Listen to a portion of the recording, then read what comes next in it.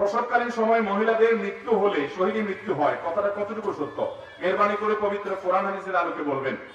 প্রসবকালীন সময় সন্তান প্রসব করতে গিয়ে সন্তান ভূমিষ্ঠ হওয়ার সময় কোন মা যদি মারা যান, মুয়াত্তা মালিকের এক হাদিস থেকে আমরা জানতে পারি আল্লাহ রাব্বুল আলামিন ওই মাকে শাহাদাতের মর্যাদা দান করবেন।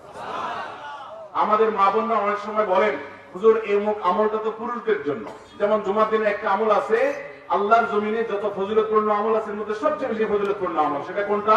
জুমার দিন যদি কেউ আগে আগে ঘুম থেকে উঠে উত্তম রূপে গোসল করে এবং পায়ে হেঁটে মসজিদে যায়, কোনো বাহনে না চড়ে এবং আগে আগে মসজিদে যায়, ইমামের কাছাকাছি গিয়ে বসে, খুতবা শ্রবণ করে, কোন অনর্থক কথা না করে, তা অনর্থক কথা না বলে, তাহলে এই যে সে মসজিদে আসলো, যতগুলা কদম দিয়ে যতবার পা ফেলে আসলো, প্রতি কদমে প্রতিটা স্টেপে আল্লাহ রাব্বুল আলামিন তাকে একটি স্টেপের বিনিময়ে 1 বছর রাত জেগে নফল ইবাদত আর দিনে রোজা রাখার সওয়াব দান করবে। তাহলে 100টা কদম যদি কারো দিতে হয় মসজিদ থেকে আসার সময়, তাহলে সে 100 বছরের নফল ইবাদত করা দিনে এবং রাতে এর সওয়াব পাবেন। এই হাদিসের আলোকে অনেক হাদিস বিশ্লেষকগণ বলেছেন আল্লাহর জমিনে ফজিলতপূর্ণ যত হাদিস আছে এর চেয়ে বেশি ফজিলত আর কোনোটাতে নাই। বিধায় অনেক মা বোনরা আছেন বলেন, হুজুর এটা তো আমাদের না, পুরুষদের জন্য। আমি বলি আপনারাও পেতে পারেন, পুরুষদেরকে উদ্বুদ্ধ করে বাসায় পাঠান, এই সওয়াব আল্লাহ আপনাকেও দিবেন, কারণ তিনি ভালো কাজের পথ দেখে থাকলে আল্লাহ তাআলা সওয়াব দান করেন। এছাড়া কিছু কিছু আমল আছে মহিলাদের জন্য স্পেশাল, পুরুষদের জন্য না। প্রসবকালীন সময়ে মারা গেলে শাহাদাতের মর্যাদা মহিলারা পাবে, এই সওয়াবটা পুরুষরা পাওয়ার সুযোগ আছে? আপাত দৃষ্টিতে নাই। তো আল্লাহ তাআলা কিছু ক্ষেত্রে মেয়েদেরকে বৈশিষ্ট্য দেন। আল্লাহ আমাদের মা বোনদেরকে সবর করার তৌফিক দান করুন এবং এরকম বিপদে পড়া ইমানদার নারীদেরকে আল্লাহ তাআলা শাহাদাতের মর্যাদা দান করুন। আমাদের এলাকার অনেক মানুষ বিদেশ থাকে, কিন্তু ইসলামে বলা আছে স্ত্রীকে রেখে 3 মাস বা 6 মাস বাইরে থাকা যায়, কিন্তু বাস্তবতা ঋণ করে বিদেশ গেলে সেই ঋণ পরিশোধ করতে 1 বছরের বেশি সময় লাগে। এখন তাহলে আমাদের করণীয় ভাই, যারা বিদেশ যান বিয়ে করার পর, আমি তাদেরকে বলি আপনাদের বিদেশ যেতে 2 ধরনের ভিসা লাগবে। কয় ধরনের ভিসা? একটা ভিসা নেবেন যে দেশে যাবেন সে দেশের এম্বাসি থেকে, আর আরেকটা ভিসা নেবেন আপনার বউয়ের কাছ থেকে। বউয়ের কাছ থেকে ভিসা নেবেন মানে হলো আপনার স্ত্রী আপনার অগোচরে আপনি চলে গেলে সংসারের শান্তির জন্য সুখের জন্য যাচ্ছেন, সেটা যদি সে মেনে নেয় এবং নিজের চরিত্রকে হেফাজত করতে পারবে, এই কনফিডেন্স তার উপরে থাকে, খুশি মনে বলে ভাই ঠিক আছে আপনি যান, আমাদের সমৃদ্ধির জন্য সুখের জন্য উপার্জনের জন্য আপনি যাচ্ছেন, আপনি যান, তাহলে সেই ক্ষেত্রে আপনি যাবেন। কিন্তু কোন স্ত্রী যদি বলে যে না আপনি বিদেশ যাবেন, 1 বছর থাকবেন, 1.5 বছর 2 বছর থাকবেন, এই লম্বা সময় ধরে আমি নিজেকে গুনাহমুক্ত রাখাটা আমার জন্য বড় চ্যালেঞ্জ হবে এবং নানা সময় আমার জটিলতা তৈরি হবে তাকওয়া ধরে রাখাটা, তো এই জন্য আপনি যেতে পারবেন না, আপনি গেলে আমার অসুবিধা হবে, এটা যদি কোনো স্ত্রী বলে এবং আপনি গেলে যদি আসলেই কোনো এরকম পরিস্থিতি হবে আপনি জানেন, তাহলে সেক্ষেত্রে আপনার জন্য বিদেশ বিয়ে করার পর স্ত্রীকে রেখে যাওয়া জায়েজ। তবে এর মানে এই না যে শরীয়ত আপনার জন্য কোনো সময় ঠিক করে দিয়েছে, যেমন প্রশ্নকর্তা বলেছেন 3 মাস 6 মাস বাইরে থাকা যায়, বেশি যায় না। না, এটা তো আপনার মন গড়া কথা। 3 মাস 6 মাস থাকা যায় এমন কোনো কথা নাই।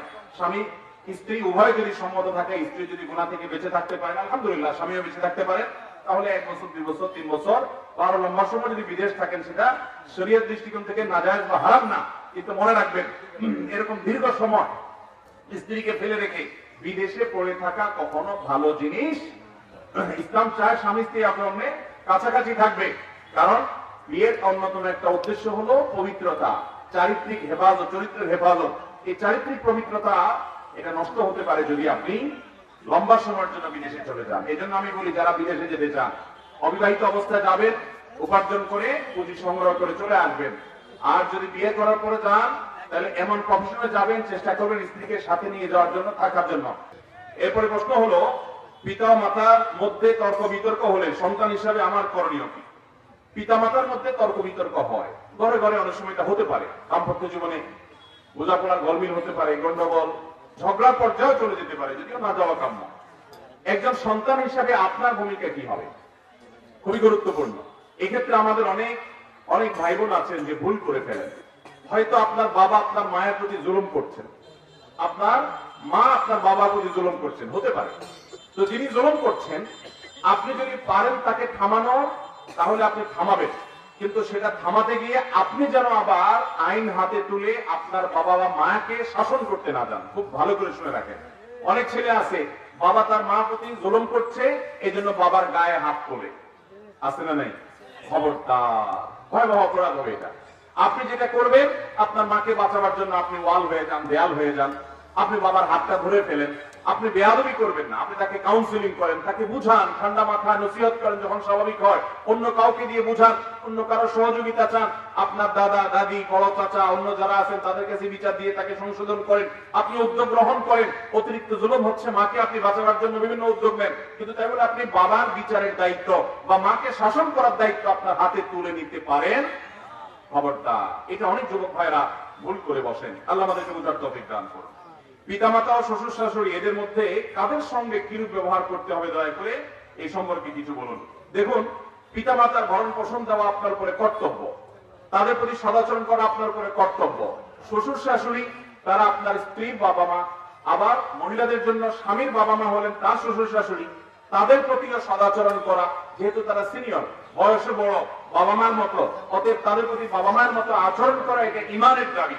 তাদের সাধ্য অনুযায়ী সেবা করা, পাশে দাঁড়ানো, এটা শুধু মহিলাদের জন্য মাসালা দিলে হবে না। আমাদের সমাজে মহিলাদের জন্য মাসালা দেয় আমরা যে মহিলারা তাদের শ্বশুর শাশুড়ির সেবা করবে, খেদমত করবে, কিন্তু একই কথা পুরুষদের জন্য প্রযোজ্য আছে না নাই? পুরুষ তার শ্বশুর শাশুড়ির খেদমত করা লাগবে না? অতএব তাদেরকে অর্থ দিয়ে, পরামর্শ দিয়ে, সহযোগিতা করে, আন্তরিকতা দিয়ে, দোয়া করে বিভিন্ন ভাবে সহযোগিতা করতে হবে। কারণ তাদের মেয়ের সাথে আপনি সংসার করছেন, তাদের অবদান আপনার প্রতি আছে, কৃতজ্ঞতা আদায় করতে হবে। আমাদের সমাজে কৃতজ্ঞতা আদায় করা তো দূরের কথা, বরং ও চুন থেকে নুনটা যদি খসায়, সাথে সাথে মোবাইলটা নিয়ে ফোন দেওয়া, শ্বশুরে ফোন দেওয়া ধমক শুরু হয়, আপনার মেয়ে এই আকাম করছে, আপনার মেয়ে এটা বলছে, মাকে বলে, সম্বন্ধীকে বলে। এরকম অনেক স্বামী আছে না নেই? ভাইরা আমার, স্বামী স্ত্রীর মধ্যকার যদি কোনো সমস্যা হয়, নিজেরা সলভ করার চেষ্টা করতে হবে, নিজেরা সমাধান করার চেষ্টা করতে হবে, না হলে অন্যদের সহযোগিতা আপনি নেবেন, সেটাও কোরআনে বলা আছে। কিন্তু মনে রাখবেন, কথায় কথায় বাপ মাকে টেনে এনে তাদেরকে কষ্ট দিয়ে আঘাত দেওয়াটা জায়েজ নাই। আল্লাহ আপনাকে যখন একটা মেয়ে দিবে, এই মেয়েটা মানুষ হিসাবে ভুল হতে পারে কি পারে না? ভুল হতে পারে কি পারে না? এই ভুলের কারণে আপনার জামাই যদি আপনাকে ফোন করে এরকম তার নামে বিচার দেয়, বলে যেটা যে তখন কিরকম লাগবে তখন বুঝতে পারবেন। এজন্য আল্লাহর ওয়াস্তে এই ছোট লোকিটা আমরা করব। আপনি কিছু হলে শ্বশুর শাশুড়িকে আঘাত করা শুরু করবেন, এটাও ঠিক না। অতএব শ্বশুর শাশুড়ির প্রতি শ্রদ্ধা প্রদর্শন করবেন, সাধ্য অনুযায়ী সেবা করবেন। আল্লাহ আমাদেরকে তৌফিক দান করুন। কারোর সাথে কথা বললে ঝগড়া বাঁধার সম্ভাবনা 100 ভাগ। এমত অবস্থা আমার করণীয়, যদি মনে হয় এখন কথা বললে ঝগড়া হবে, তাহলে কথা বলবেন না, কথা বলা আপনার জন্য ওই টাইমে জায়েজ নেই। কিন্তু তার সাথে চিরকাল কথা বলবেন না, কেন? কথা বললে ঝগড়া হবে, এটা গ্রহণযোগ্য কোন অজুহাত না। একটা লোকের সাথে এখন এই মুহূর্তে কথা বললে আমার মেজাজ গরম আছে, এটা খারাপ দিকে যাওয়া, তার মেজাজ গরম আছে, তাহলে ওই টাইমে কথা না বলাই হলো সুন্নাহ। ওই সময় কথা বলবেন না, সবর করবেন, এবং 2 দিন 3 দিন আপনি কথা না বলে থাকেন, এটুকু গ্রহণযোগ্য। কিন্তু এরপরে আপনি দীর্ঘকাল তার সাথে কথা বললেন না, তাকে তরক করলেন, এটা জায়েজ নাই। লা ইয়াকুলু লিল মুসলিমিন আন ইয়াহজুরা আখাহু ফাওকা সালাতি লায়াল। কোন ব্যক্তি তার মুসলমান ভাইয়ের সাথে 3 দিনের বেশি কথা বলে থাকবে না, এটা জায়েজ নাই। বিধায় আপনি সাময়িক সময়ের জন্য এটা করতে পারেন। এরপর প্রশ্ন হলো, বিবাহের বয়স 4 বছর হলো, কিন্তু এখনো দেনমোহর পরিশোধ করতে পারিনি। এখন আমার হাতে টাকা আছে, এখন দিলে হবে কিনা? বিবাহের দেনমোহর নগদে দিলে যেমন হবে, বাকিতে আদায় করলেও পরিশোধ হবে, কিন্তু দিতে হবে। অনেক লোক আছে বিবাহ করে স্ত্রীর মোহর দেওয়ার নামগন্ধ। আপনাদের এই মজলিসে বিয়ে করেছেন আর স্ত্রীর মোহর পরিপূর্ণ পরিশোধ করছেন যারা হাত তোলেন? বইয়ের মোহর সব পরিশোধ করছেন? এই অল্প কয়েকজন হাত নামান, সব মিলে 15-20 জন মানুষ হবে। এত মানুষের মধ্যে মাত্র 15-20 জন মানুষ বইয়ের মোহর পরিশোধ করছেন, বাকিদের অবস্থা কি? আমি একটা কয়জন আছে এখানে যারা স্ত্রীর মোহর পরিশোধ করেন নাই? তারা পরিশোধ করবেন তো ইনশাআল্লাহ? করবেন তো ইনশাআল্লাহ? স্ত্রীর মোহর পরিশোধ দুনিয়াতে না করলে স্ত্রী হয়তো কিছু বলবে না। মনে রাখেন, কিয়ামতের ময়দানে আপনার আমল নামা থেকে স্ত্রীকে দিয়ে পরিশোধ করা হবে। ইয়াউমা ইয়াফিরুল মারউ মিন আখিহি ওয়া উম্মিহি ওয়া আবিহি ওয়া সাহিবাতিহি ওয়া বানিহি। সেদিন স্বামী স্ত্রী কেউ কাউকে ছাড় দিবে না। অতএব বইয়ের মোহর পরিশোধ করবেন তো ইনশাআল্লাহ? স্ত্রীর মোহর পরিশোধ করতে হবে। বিয়ে আগে হয়েছে, মোহর পরিশোধ করতে পারেন নাই, এখন আল্লাহ তাওফিক দিয়েছে, এখন পরিশোধ করে দেন, আদায় হবে ইনশাআল্লাহ। এরপরে প্রশ্ন হলো, মিলাদ কিয়াম কি রাসূলের সুন্নাহ? আমাদের এই এলাকা মিলাদ কিয়ামের প্রচার প্রচলিত, এমনকি যদি কেউ মিলাদ না পড়েন তাহলে অনেকে কষ্ট পান ও রাগ করেন। এখন আমাদের করণীয় কি? ভাইরা আমার, নবী করিম সাল্লাল্লাহু আলাইহি ওয়াসাল্লামের প্রতি দুরূদ পড়া লাগবে কি লাগবে না?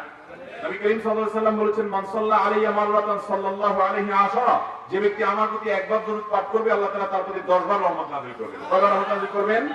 10 বার রহমত নাযিল করবেন। এজন্য বেশি বেশি দরুদ পাঠ করতে হবে।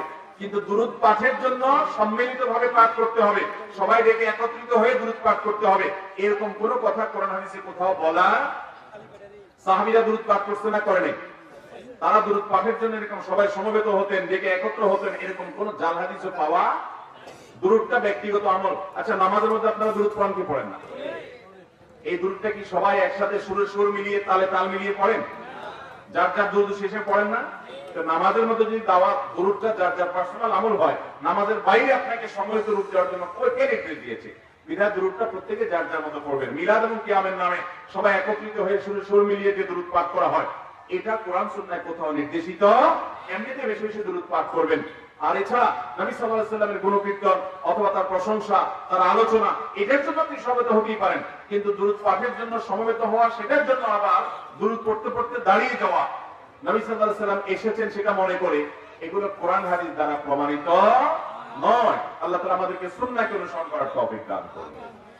এরপর প্রশ্ন হলো, স্ত্রী মারা গেলে স্বামী দেখতে পারবে না, স্বামী মারা গেলে স্ত্রী দেখতে পারবে না, এটা কতটুকু সঠিক? না, এটা এরকম নয় বিষয়টা। স্বামী স্ত্রী একে অন্যে মারা গেলে একে অন্যকে দেখতে পারবে না, এরকম নিষেধাজ্ঞা কোরআন হাদিসে নাই। বরং স্বামী স্ত্রী মারা গেলে একে অন্যের দিকে তাকাতে পারবে, এ দেখা দেওয়া নিষিদ্ধ, ব্যাপারটা সেরকম না। এরপরে প্রশ্ন হলো, সালাতুল হাজত পড়ার সহি নিয়ম কি জানতে চাই। সালাতুল হাজত মানে প্রয়োজনের নামাজ। নবী করিম সাল্লাল্লাহু আলাইহি ওয়াসাল্লামের ব্যাপারে আবু দাউদের হাদিসে বর্ণিত হয়েছে, তিনি বলেছেন, তার থেকে বর্ণিত হয়েছে যে কানা ইযা হাযাবাহু আমরুন সাল্লা, নবী সাল্লাল্লাহু আলাইহি ওয়াসাল্লামের জীবনে কোনো সমস্যা, কোনো পেরেশানি, কোনো মুসিবত আসলে তিনি নামাজ শুরু করতেন। কি শুরু করতেন? সালাত শুরু করতেন। এবং নামাজের মাধ্যমে বিপদ আপদ থেকে উদ্ধারের প্রচেষ্টা করার জন্য, নামাজ পড়ে আল্লাহর কাছে দোয়া করে বিপদ থেকে উদ্ধারের চেষ্টা করার জন্য আল্লাহ কোরআনে নির্দেশ করেছেন, ওয়াস্তাঈনু বিস-সাবরি ওয়াস-সালাহ, যে কোনো সংকটে বিপদে তোমরা সালাত এবং সবর, ধৈর্য ধারণ করা এবং নামাজ পড়া, এর মাধ্যমে আল্লাহর কাছে সাহায্য চাও। এজন্য নামাজের মাধ্যমে বিপদ আপদ থেকে উদ্ধারের চেষ্টা করা, প্রয়োজন পূরণের জন্য চেষ্টা করতে হবে। করবো তো আমরা সবাই ইনশাআল্লাহ। এই নামাজটাকে সালাতুল হাজত যে বলা হয়, এটা বিশেষ কোনো ফরম্যাট আছে কিনা, নিয়ম আছে কিনা, এ ব্যাপারে একটা হাদিস আছে। কারো যদি কোনো প্রয়োজন হয়, সেই 2 রাকাত সুন্দর করে নামাজ পড়বে। এরপর একটা দোয়া আছে, লা ইলাহা ইল্লাল্লাহুল হালিমুল কারীম, সুবহানাল্লাহি রাব্বিল আরশিল আযীম, আসআলুকা মুজিবাতি রাহমাতিক ওয়া আযাইমা মাগফিরাতিক ওয়াল গনিমাতা মিন কুল্লি বির ওয়াস সালামাতা মিন কুল্লি ইথম। اللهم لا تدع لنا ذنبا الا غفرته ولا هما الا فرجته ولا دينا الا قضيته ولا مريضا الا شفيته ولا حاجه من حوائج الدنيا والاخره الا قضيتها يا ارحم الراحمين। এরকম দীর্ঘ একটা দোয়া আছে, দোয়ার ভাষ্যে হালকা বের করে বিভিন্ন রকম বর্ণনা আছে। নামাজের পর এই দোয়াটা কেউ পাঠ করে, দোয়ার খোলাসা কথা হলো আল্লাহ প্রশংসা গুণকীর্তন করার পর নিজের পেরেশানি দূরের জন্য আল্লাহর কাছে দোয়া করা। তো এর মাধ্যমে আল্লাহ তাআলা বান্দার বিশেষ কোন মুসিবত, বিশেষ কোন প্রয়োজন থাকলে পূরণ করবেন, এরকম একটা হাদিস বর্ণিত আছে। এই হাদিসের সনদ মুহাদ্দিসদের অনেকে এটার উপর আপত্তি তুলেছেন, এটা সহিহ নয়, বরং এটা দাঈফ। তবে এইটুকু ব্যাপারে পৃথিবীর কোন আলেমের কোন দ্বিমত নাই। যে কোনো বিপদ হলে আপনি 2 রাকাত নামাজ পড়ে, 2 রাকাত যতটুকু তৌফিক হয় নামাজ পড়ে আল্লাহর সামনে হাত তুলবেন, দোয়া করবেন, ইনশাআল্লাহ বিইذنিল্লাহ আল্লাহ আপনার সাহায্য করবেন, আপনার বিপদ দূর করবেন, এবং এই নামাজ আপনার উপকারে আসবেই আসবে ইনশাআল্লাহ। এরপরে প্রশ্ন হলো, আমার এলাকার বহু ধনী লোক একজন মারা গিয়েছে, এখন তাহার ছেলেরা প্রতিদিন আসর বাদ কবরের পাশে কোরআনের হাফেজকে দিয়ে কোরআন পড়ায়, এটা কি শরীয়ত মতো জায়েজ আছে? ভাইরা আমার, আমরা অনেকে মা বাবার কবরের পাশে মাদ্রাসার ছাত্রদেরকে টাকা পয়সা দিয়ে ঠিক করি তারা যেন বসে বসে কোরআন শরীফ পড়ে, অথবা মা বাবা মৃত্যুর পর তাদের লাশের চারপাশে বসে বসে কোরআন শরীফ পড়বে, আমরা টাকা দিয়ে লোক ঠিক করি, অথবা এমনিতেই তাদের জায়গায় তারা বসে বসে কোরআন খতম পড়বে, কোরআনে কারীম তিলাওয়াত করবে, তার জন্য আমরা টাকা দেই। ভালো করে শুনে রাখেন, মৃত ব্যক্তিকে সওয়াব পাঠানোর উদ্দেশ্যে কবরের কাছে হোক, লাশের পাশে হোক, আর অন্য কোনো জায়গায় হোক, লোক ভাড়া করে এনে কোরআনে কারীম তিলাওয়াত করানো, এটা নাজায়েজ। এর কারণে মৃত ব্যক্তির লাভ হয় না, বরং আপনার গুনাহ হয়। আর যে তেলাওয়াত করে টাকা নেয় সে হুজুরও গুনাহগার হয়। কথা কি বুঝতে পারছি ভাইরা আমার? এটা আমার ফতোয়া না, সারা দুনিয়ার সমস্ত উলামা কেরামের ফতোয়া। মৃত ব্যক্তির জন্য কোরআন খতম করে, কোরআন খতম করায়া টাকা নেওয়া দেওয়া জায়েজ নাই। এটা পারিশ্রমিক নেওয়ার মতো বিষয় না, সম্পূর্ণ গুনাহের কথা। এবং এই ব্যাপারে দারুল দেওয়ান সহ বিশ্বের বড় বড় জায়গা থেকে স্পষ্ট ফতোয়া দেওয়া আছে। আমার দেশে হুজুররা অনেক সময় করে, মাদ্রাসার ছাত্ররা অনেক সময় করে। আরে ভাই, মৃত ব্যক্তির জন্য এমনি দোয়া করবে, আপনি এমনি দান সাদাকা করেন, কিন্তু লোক ভাড়া করে নিয়ে বা বিশেষ করে কবরস্থানে বসে বসে তেলাওয়াত করতে হবে, এই নির্দেশ কোরআন সুন্নাহয় কোথাও দেওয়া হয় না। কবরস্থানে যাবেন শুধু জিয়ারত করার জন্য। কিসের জন্য যাবেন? কবর জিয়ারত করার জন্য। এরপর প্রশ্ন হলো, আমি একজন যুবক, বিয়ে করেছি, কিন্তু আমি বিয়ের আগে অনেক অন্য কাজ করেছি, তা আমার বউ জেনে গিয়েছে। এখন আমার বউ কিছু হলে, ঝগড়া হলে সে আমার অতীত দিয়ে বাজে ব্যবহার করে। এমন অবস্থা আমার করণীয়? আহারে যুবক ভাইরা আমার, স্বামী স্ত্রী একে অন্যের দুর্বল কোন পয়েন্ট যদি জেনে যায়, তাহলে স্বামী হোক আর স্ত্রী হোক, যে হোক না কেন, সবার জন্য প্রযোজ্য। দুর্বল কোন পয়েন্ট পেয়ে গেলে সেটা নিয়ে খোঁচাখুচি করা, খোঁটা দেওয়া, ঝগড়ার সময় আপনার শত্রুতা উদ্ধার করা, এটা সম্পূর্ণ গুনাহ এবং নাজায়েজ কথা।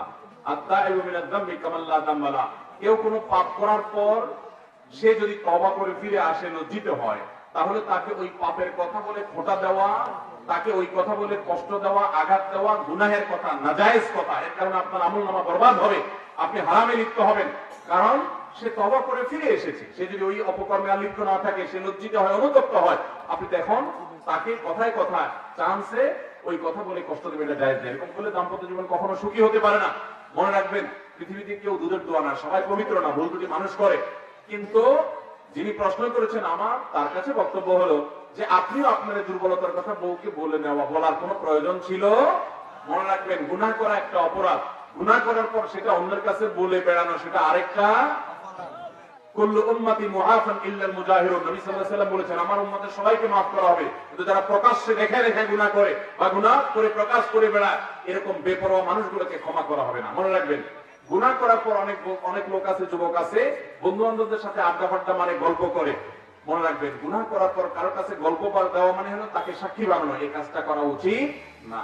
কিন্তু আপনি জেনে গেছেন কোনোভাবে, বা তিনি বলে ফেলেছেন, এখন আপনি এই চান্সে তাকে বিভিন্ন সময় ঘায়েল করেন। সম্পূর্ণ অন্যায় কথা, গুনাহের কথা। সে গুনাহ করে যে অপরাধ করেছে, আপনি তাকে ঘায়েল করে একই অপরাধ করবেন। অতএব দাম্পত্য জীবনে সুখী হওয়ার জন্য ঝগড়াঝাটি হতেই পারে, কিন্তু এই সমস্ত ছোট লোকী কাজ কোন ইমানদার করতে পারে?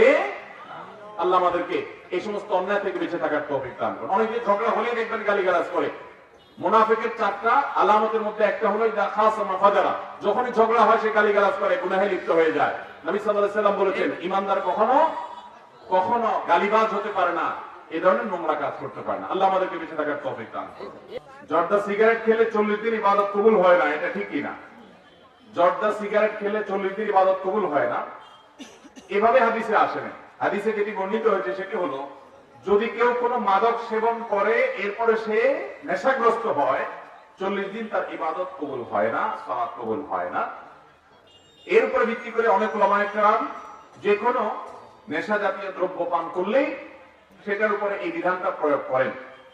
তবে হাদিসের ভাষ্য অনুপাতে বোঝা যায় যে মাদক দ্রব্য সেবন করবে, সেটা যে প্রকারেরই হোক না কেন, এবং এর ফলে সে মাদক আসক্ত হয়ে যায় এবং সে নেশাগ্রস্ত হয়ে যায়, মাতাল হয়ে যায়, মাতামি করে, তার জন্য ভয়াবহ শাস্তির কথা বলা হয়েছে।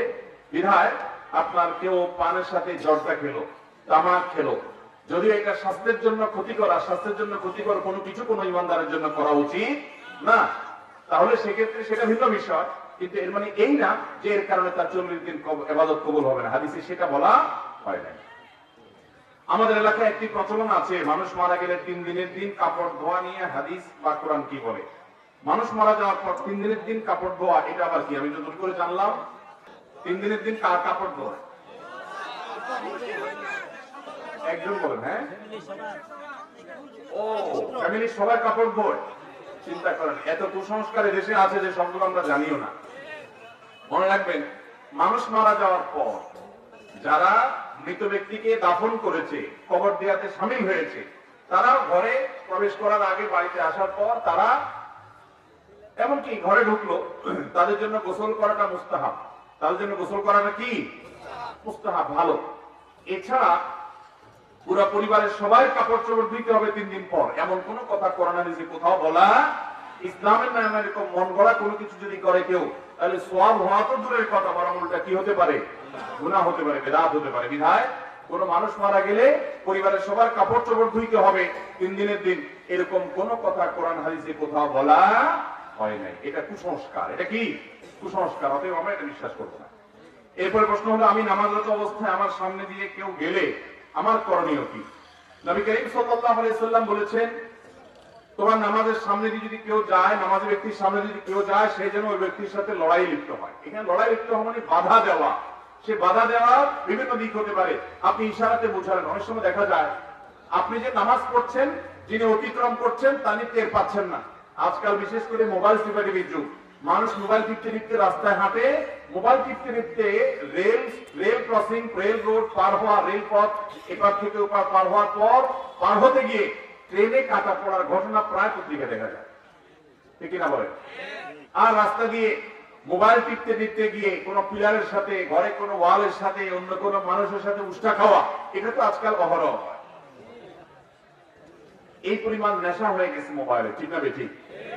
মোবাইল ব্যবহার করেন, কিন্তু মোবাইল যেন আপনাকে ব্যবহার না করে। আপনি মোবাইল করবেন, ব্যবহার করবেন না, মোবাইল আপনাকে ব্যবহার করবে। আপনি যদি মোবাইল ব্যবহার করতে করতে ডাইরেক্ট হয়ে যান, ডাইরেক্ট বুঝলেন যে ওইটা টিপাটিপি করাচ্ছেন, আপনার কিছুই হয় না, তাহলে সেক্ষেত্রে এক ধরনের রোগ। আল্লাহ তাআলা রোগ থেকে আমাকে আপনাকে বেঁচে থাকার তৌফিক দান করুন।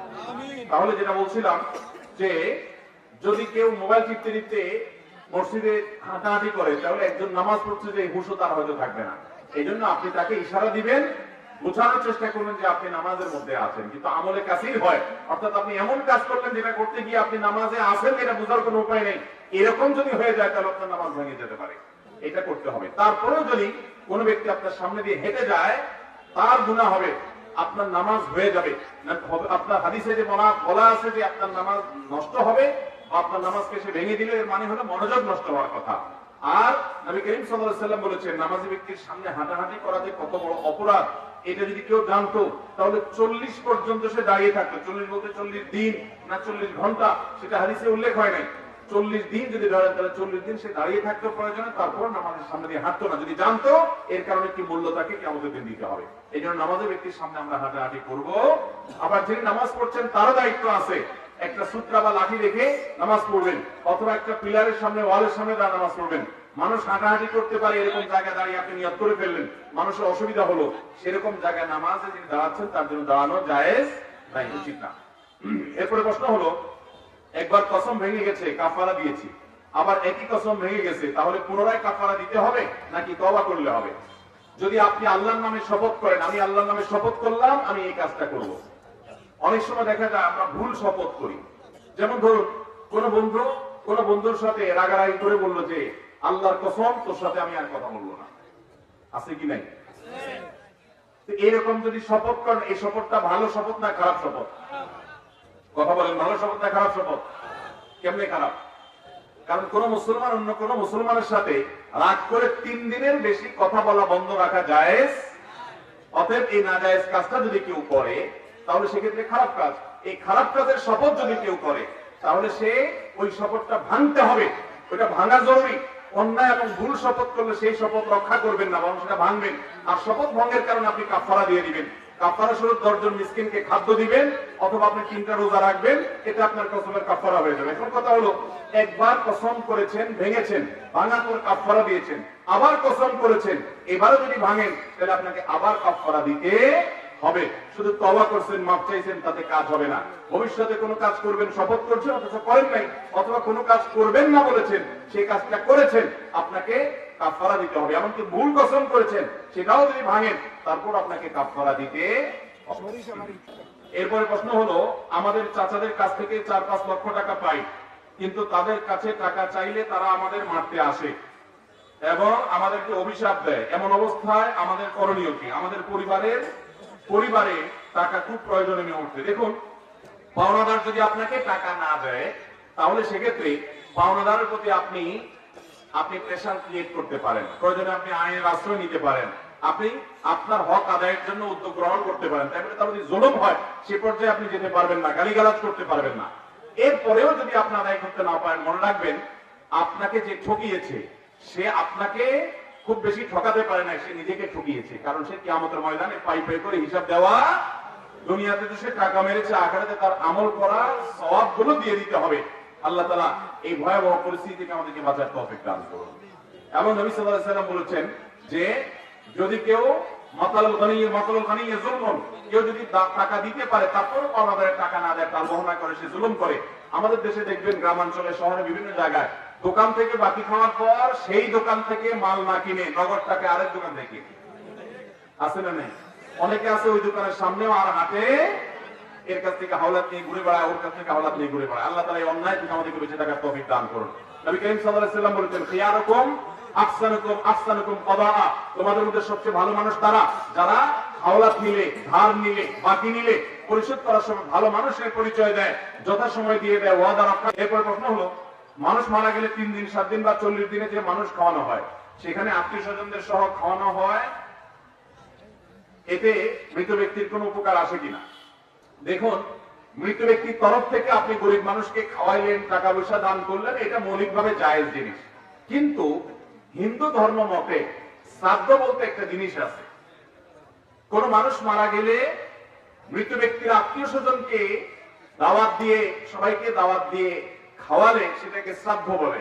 এই শ্রাদ্ধ না করলে তাদের ধর্ম বিশ্বাস অনুযায়ী মৃত ব্যক্তি তাকে শাস্তি দেওয়া হয় বা তাকে স্বর্গে খাবার দেওয়া হয় না। শ্রাদ্ধ লিখে আপনি অনলাইনে সার্চ দিলে পেয়ে যাবেন বিস্তারিত, আমি দেখেছি।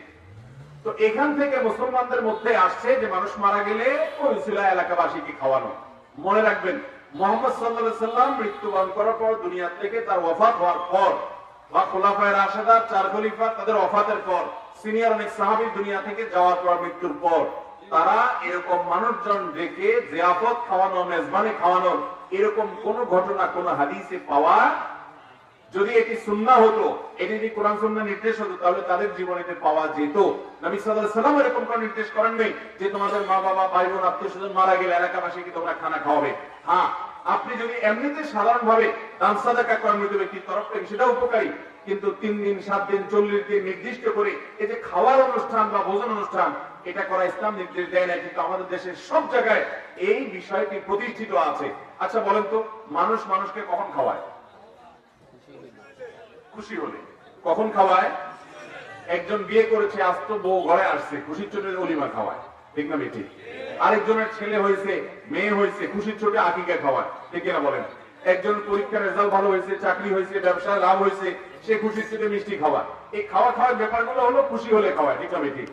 তো আপনার বাবা মারা গেছেন, মা মারা গেছে, আপনি কি অনেক খুশি? তো খুশি না হলে সবাইকে এখানে খাওয়ানোর, ফুর্তি করার কি আছে?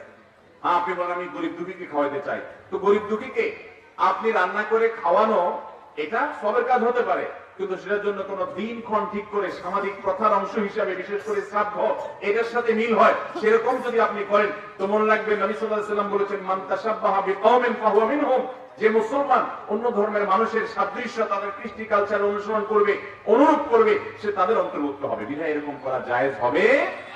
আপনি মৃত ব্যক্তির তরফ থেকে সাদকা জারিয়া মূলক কাজ করেন, মানুষ মারা যাওয়ার পর সাদকা জারিয়া সবচেয়ে বেশি উপকার হয়। আপনি এমনি মানুষকে খাবার দিতেও পারেন, বাজার সদাই করে দিতে পারেন, একজন গরিবের বাসায় একটু চাল কিনে দিলেন, একটা মাদ্রাসায় কিছু দান করলেন, সেটা আপনি করতেই পারেন। কিন্তু দিনক্ষণ ঠিক করে এই কুলখানি ইত্যাদি যে প্রথা আমাদের সমাজে প্রচলিত আছে, এগুলো মুহাম্মদ সাল্লাল্লাহু আলাইহি ওয়াসাল্লাম কোরআন নির্দেশ দিয়ে যান, আমরা সুন্নাতকে মেনে চলবো, মুহাম্মদ সাল্লাল্লাহু আলাইহি ওয়াসাল্লাম নির্দেশকে মেনে চলবো। আল্লাহ আমাদের তৌফিক দান করুন। এরপরে প্রশ্ন হলো, রূহ কি? বিস্তারিত জানতে চাই। বিস্তারিত বলার সুযোগ নেই। রূহ শুধুমাত্র এই নামে বহু একাধিক বই আছে, এবং আরবি বই আছে যেটা অনুবাদ হয়েছে বা মার্কেটে আছে, দেখে কিনে নিতে পারেন। কোরআনে কারিমে আল্লাহ রাব্বুল আলামিনের আয়াত আছে, আল্লাহ তাআলা বলেছেন, ইয়াসআলুনাকা আনির রূহ। নবী সাল্লাল্লাহু আলাইহি সাল্লামকে জিজ্ঞাসা করেছে মক্কার মুশরিকরা রূহ সম্পর্কে। কুলির রূহ মিন আমরি রাব্বি। কাফেররা তারা যখন জিজ্ঞাসা করেছে রূহ সম্পর্কে, নবী সাল্লাল্লাহু আলাইহি সাল্লাম জবাব দিয়েছেন, তাকে আল্লাহ বলেছেন আপনি জবাব দেন, কুলির রূহ মিন আমরি রাব্বি, বলে দিন যে রূহ হলো আমার রবের নির্দেশ। এজন্য রূহ হলো আল্লাহর অর্ডার। আমাদের মধ্যে রূহ আসা মানে হলো আল্লাহর অর্ডার আসা, রূহ চলে যাওয়া মানে আল্লাহর অর্ডার, আমার জীবিত না থাকার ব্যাপার অর্ডার আসছে, অর্ডার চলে যাওয়া, এটাই হলো রূহ। কোরআনে কারীমের ভাষ্য অনুযায়ী শুধুমাত্র এতটুকু। এর বাইরে আরো বিস্তারিত যদি জানতে চান, তাহলে বই পড়ার জন্য আমরা অনুরোধ করবো। আল্লাহ তাআলা আমাদেরকে যে সমস্ত কথা আমরা শুনলাম, জানলাম, বুঝলাম, সেগুলো অনুযায়ী আমল করার তৌফিক দান করুন। আমিন। হাযা মা ইনদি ওয়াল ইলমু ইনদাল্লাহ। আসসালামু আলাইকুম ওয়া রাহমাতুল্লাহি ওয়া বারাকাতুহু। আল্লাহ রাব্বুল আলামিন এই চমৎকার মাহফিল আয়োজনের পেছনে যারা যেভাবে ভূমিকা রেখেছেন, যারা টাকা পয়সা দিয়েছেন, যারা পরিশ্রম করেছেন, যারা সময় দিয়েছেন, আল্লাহ রাব্বুল আলামিন তাদের সবাইকে উত্তম বিনিময় দান করুন। বলুন আমিন।